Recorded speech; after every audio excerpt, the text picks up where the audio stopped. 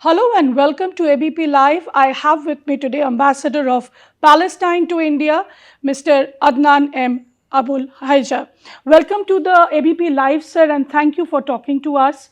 I know it is a very difficult time for you.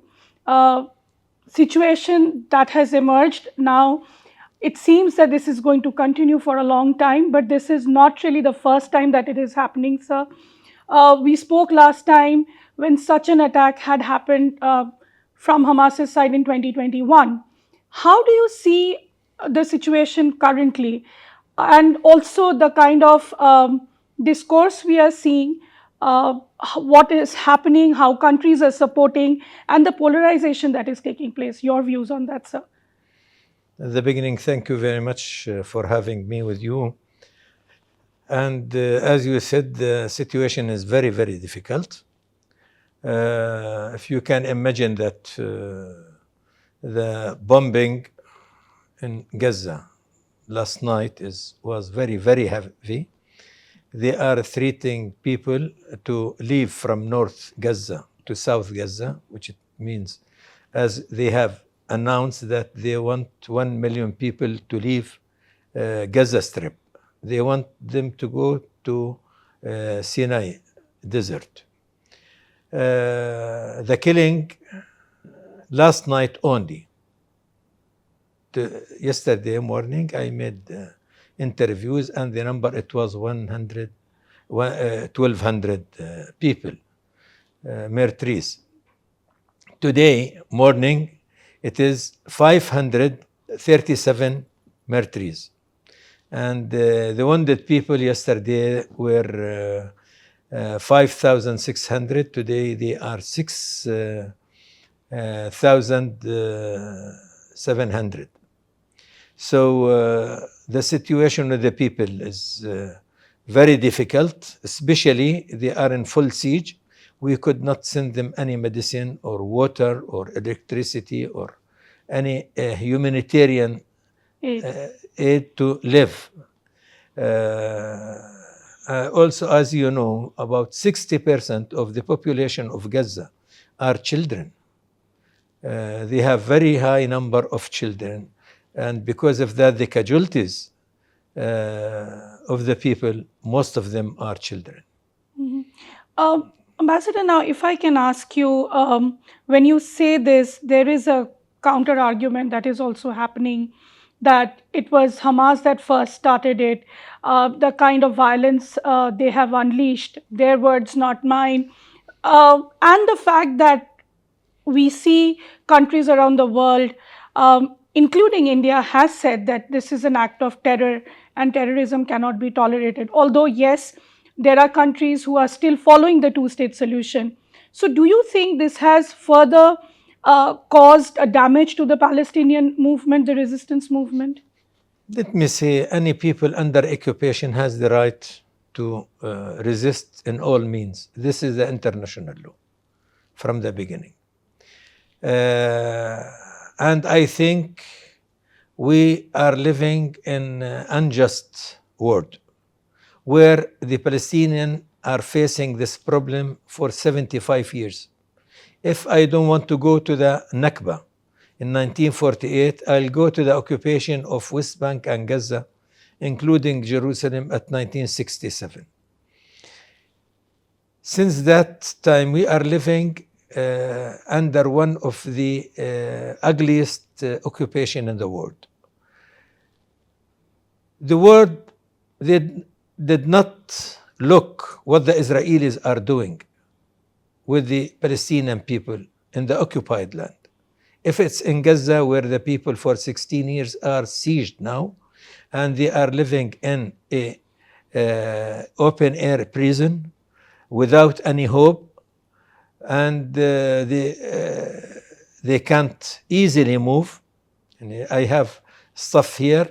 For years they did not go to their family to Gaza because they're afraid they can't come back from Gaza, and the students who are studying in India are the same. You can easily go and have medical treatment. You can't easily go outside of Gaza and look for a job in other countries. The poverty in Gaza is more than 70%. When we come to West Bank, every day those militias, the settlers, attack the Palestinian people, confiscate their land, bring containers, put it in a land, then they announce this is a settlement. Since the new government, last Netanyahu government, from the beginning of the year till the Saturday, they have killed 260 people in West Bank. For how long the Palestinian people will live under this occupation? We have called the world, this international community, directly and indirectly, if it's via the United Nations. Our president called, we need someone to defend us from this killing of the occupation. No one have moved. When it has happened to the Israelis, all the world has moved. You can't call anyone under occupation who is resisting the occupation a terrorist. A terrorist is the occupation itself. The occupation is the biggest terrorist anywhere in the world. We are the last people who are under occupation, in the occupation. And I think if you remember last time, 2021, we said, I blame the international community.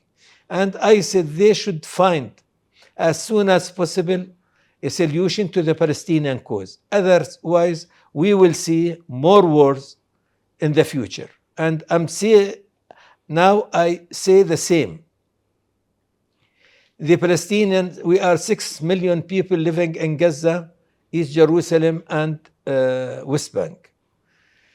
We can't live forever under occupation. We have the right. We have 800 resolutions in the United Nations. Israel have been always adhered all these resolutions. And there is no pressure from the United States, who brought this time aircraft carrier to defend Israel, from an organization, right? They did not do anything to the Palestinian people. So again, I say, international community is responsible. The terrorist is the occupation, and the international community should find a solution to the Palestinian cause as soon as possible. Otherwise, more war will see, more massacres will see. This, I think, should stop, and the international community is responsible for that. So, but then, as you rightly said, that there are resolutions, UNSC resolutions that are in place, which categorically state the fact that the occupation that Israel is doing is illegal and there has to be a coexistence. Then there was the creation of the PLO. There were also the Oslo agreements. All those mechanisms, would you say they have failed, and your solution now is only Hamas? No, Hamas is not more than organization. If there is a real peace solution, Hamas will be a political party. You have mentioned many things, and I will go to the last one, which is Oslo Agreement.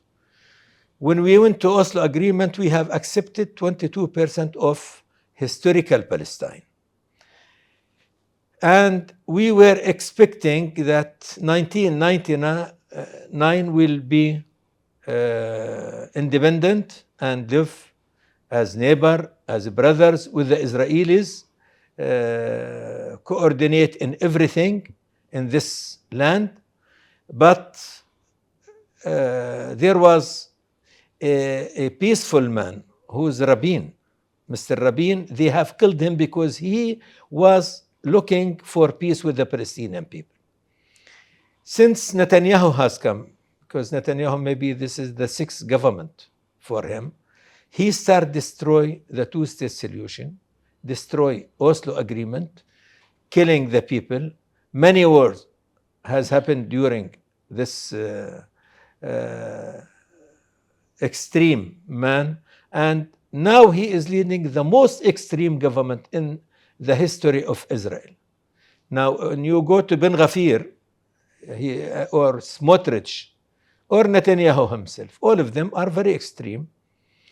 Now, as an example, they cut the electricity and water, all these humanitarian things, not from Gaza only, but we have 5,000 in a prison, more than 5,000 in the Israeli prisons, and they cut off electricity and water also. Of those, what they have done to do, I don't know. And those should be free as soon as possible also.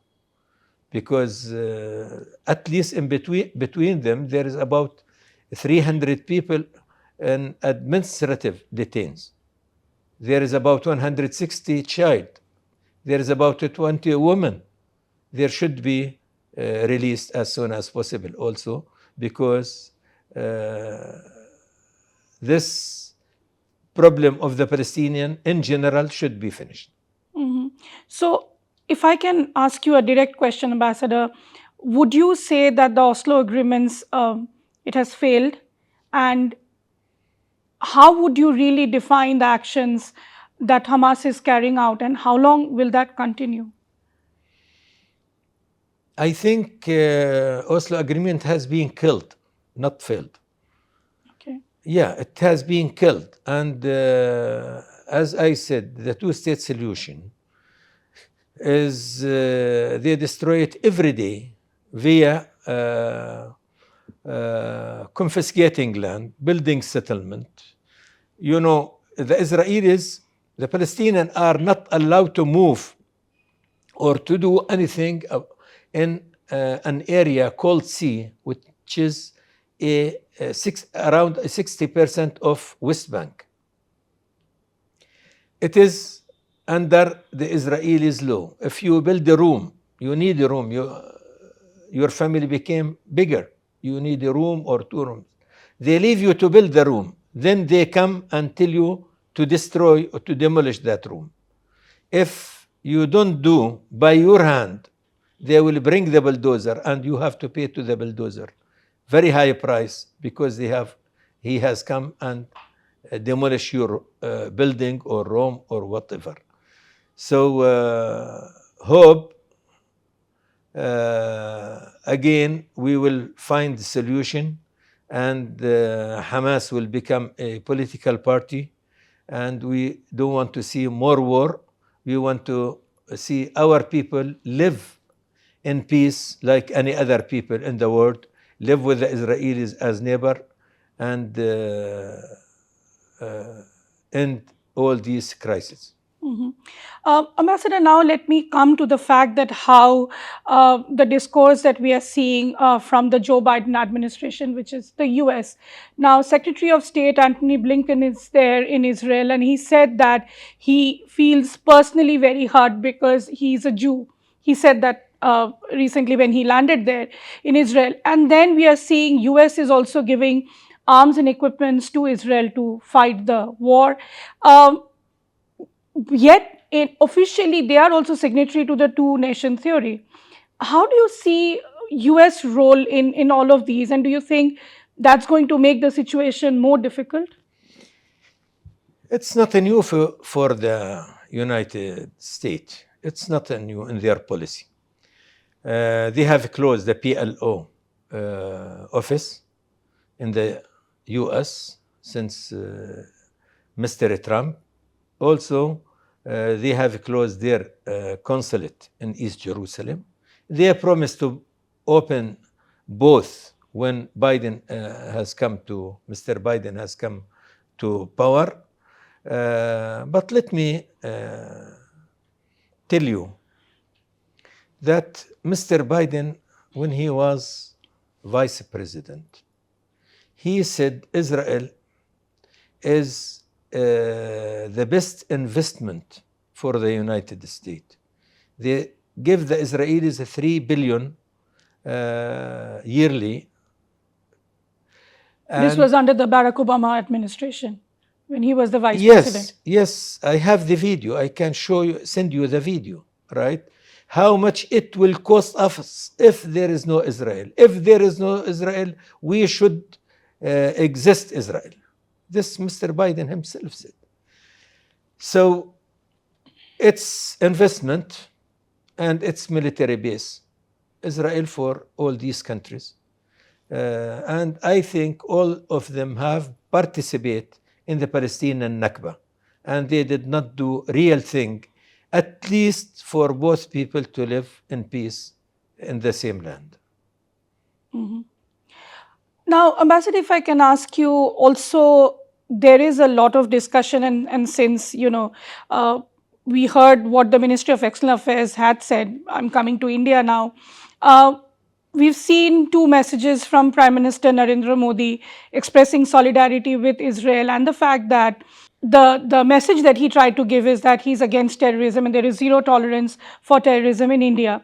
Yet we heard the Minister of External Affairs making it very clear that India is not moving away from the two nation theory. How do you see India's role in this? Do you think, as one of the, I would say, leaders of Global South, who's taking the cause forward of Global South, India needs to play a certain role of a mediator or otherwise? We call them to play a role, especially Prime Minister is respected for both, for the Palestinian and the Israelis. And I think, and I call him in other interviews, and I repeat it today, please do something. Do at least at the moment for ceasefire, or at least to bring humanitarian aid and stop sieging 2.2 million living in Gaza Strip. Those people are living without electricity, without water, without food, without fuel, without medicine. So this is a war crime. It is a war crime. When they spoke about the Russian in Ukraine, they said it's a war crime. When it comes to Palestine, Israel defends itself. To see the double standard of this world. We have noticed the BBC, when it comes to Palestinian, number of the Palestinians dead, while the Israelis killed. Right? So, hope the government of India and the Prime Minister himself play a good role, and it's an opportunity.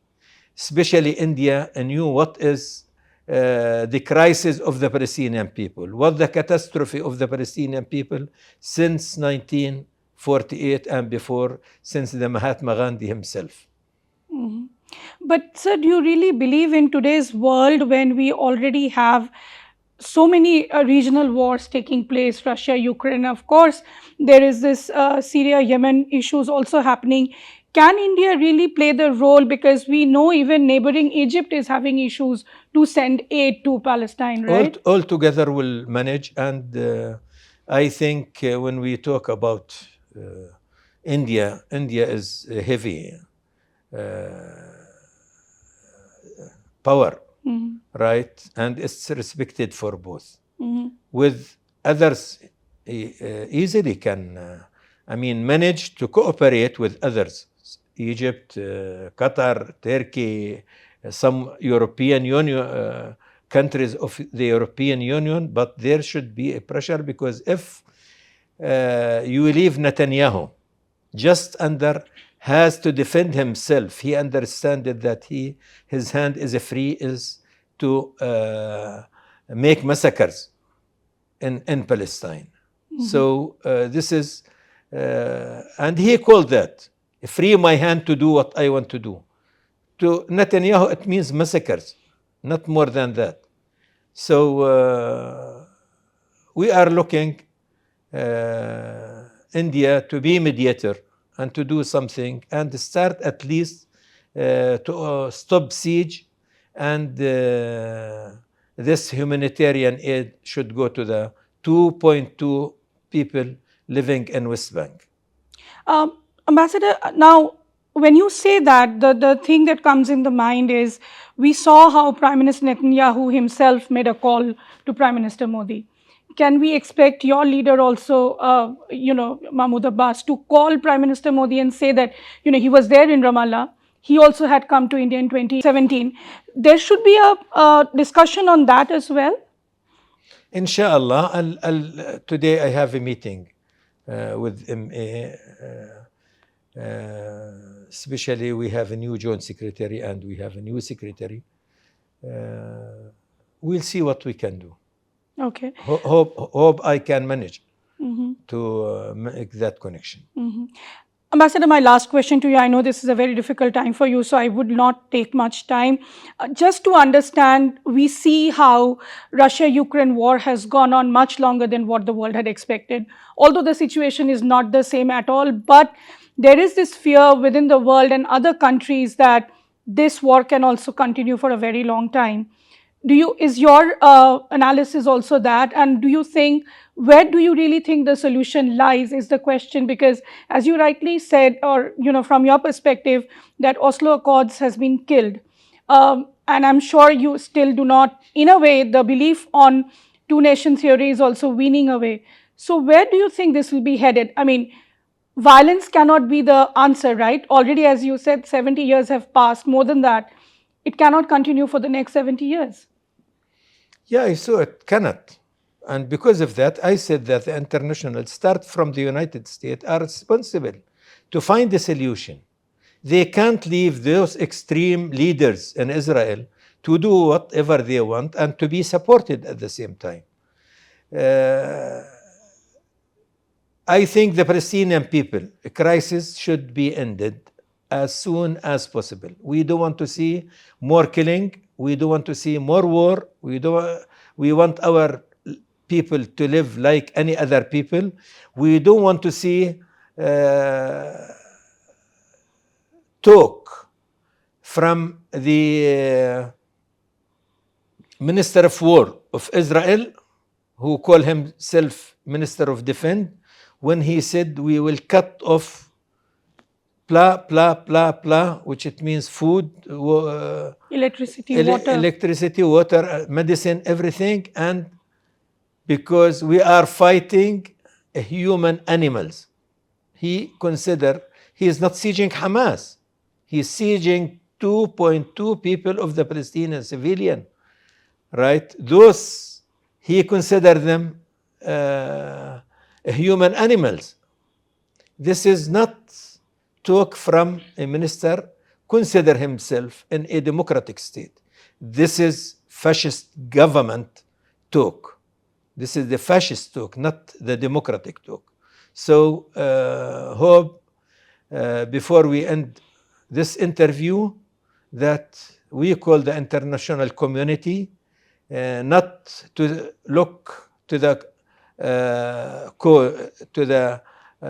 problem in Palestine or between Palestine and Israel from one eye only. They are open their eye at Ukraine and they close the other eye when it comes to Palestine, right? They should look in both eyes for both problems, right? They are dealing in double standard. It's very clear for most of the people, including the European, that many of these European countries, including the United States, dealing in double standard. If they did not find solution soon after this war, more wars we will see in the future. Okay, well, I hope that does not happen. That was Palestinian ambassador to India, Mr. Abualhayjaa, talking to ABP Live about where the solution lies on the ongoing crisis between Israel and Palestine and what role India can play. With Naman Mehra on camera, this is Nayanima Basu for ABP Live.